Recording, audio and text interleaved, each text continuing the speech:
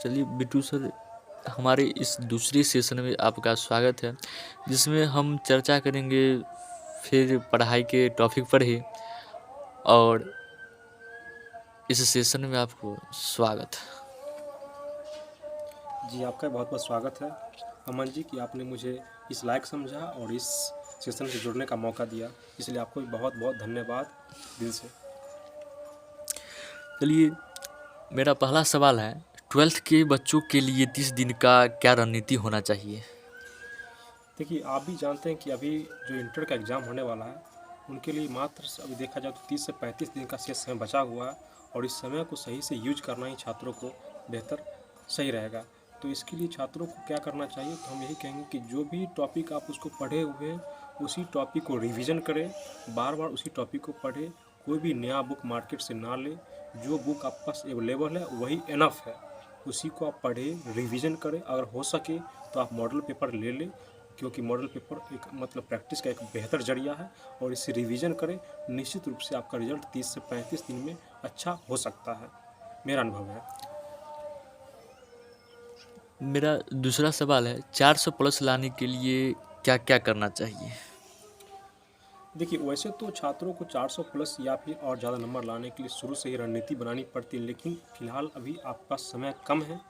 तो अभी समय को देखते हुए आपके पास 30 से 35 दिन समय है, तो इसी समय को अगर आप सही से देखते हैं तो इसमें भी बेहतर किया जा सकता है। तो इसके लिए आपको जो है ना, हर चैप्टर हर विषय का देखिए कि कौन सा चैप्टर इंपॉर्टेंट है, उस चैप्टर को आप देखिए, उसको रिवीजन कीजिए, पढ़िए। निश्चित रूप से आपका 400 प्लस हो सकता है, कोई खास बात नहीं है। 30 से 35 दिन भी काफ़ी है रिजल्ट बनाने के लिए, क्योंकि कहते हैं जब जागो तब सवेरा।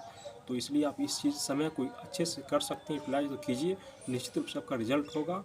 और पर डे कम से कम मेरा एक संदेश रहेगा कि इस समय 200 ऑब्जेक्टिव ज़रूर लगाएं आप, चाहे वो किसी विषय का हो, लेकिन आप 200 ऑब्जेक्टिव पर डे देखें, उसको बस थोड़ी पढ़ जाना है। बस ये सब देखिए, आपका निश्चित रूप से 400 प्लस हो जाएगा। मेरा जो कई वर्षों का अनुभव है, मैंने 3-4 वर्षों से बच्चों को पढ़ा रहा हूँ, मैंने ऐसा देखा है कि जो टॉपिक कमज़ोर है उसको अगर लास्ट में आप रिवीजन कर सकते हैं तो आपको निश्चित रूप से रिजल्ट में इम्प्रूव होगा। चलिए, ये सब बताने के लिए आपको बहुत बहुत धन्यवाद। और आप ही जानते हैं कि बच्चों को किस तरह से सकारात्मक रूप से रहना चाहिए, और बच्चा भी अपना खुद को सकारात्मक की ओर ले जाना चाहते हैं, तो और बेहतरीन कैसे हो सकता है? देखिए, और बेहतरीन हो सकता है उसके लिए आप हमेशा पॉजिटिव रहें और पॉजिटिव लोगों के साथ रहें, न कि निगेटिव विचारधारा वाले लोगों के साथ रहें। क्योंकि अगर रिजल्ट होने की आपकी संभावना बन भी रही होगी, तो अगर आप निगेटिव विचारधारा वाले लोग के साथ रहेंगे तो आपका रिजल्ट नहीं होगा। मैं दावे के साथ कह रहा हूँ कि आपका रिजल्ट नहीं होगा। तो इसलिए आप इस समय, ये ज़रूरी है, पढ़ाई से भी ज़्यादा ज़रूरी है कि आप पॉजिटिव रहें और पॉजिटिव विचारधारा वाले लोगों के संपर्क में रहें, तब का रिजल्ट निश्चित होगा। धन्यवाद। फिर अगले आपके सेशन में हम और भी बातें बताएंगे आपको, तब तक के लिए मेरे साथ जुड़े रहें। चलिए, इस सेशन में आपका बहुत बहुत धन्यवाद।